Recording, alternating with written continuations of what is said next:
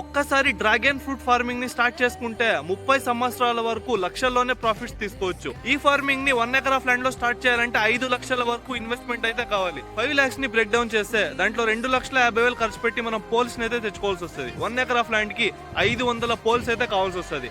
ఇంకా 1 lakh లో మనకి డ్రాగన్ ఫ్రూట్ ప్లాంట్స్ అయితే తెచ్చుకోవాల్సి వస్తుంది.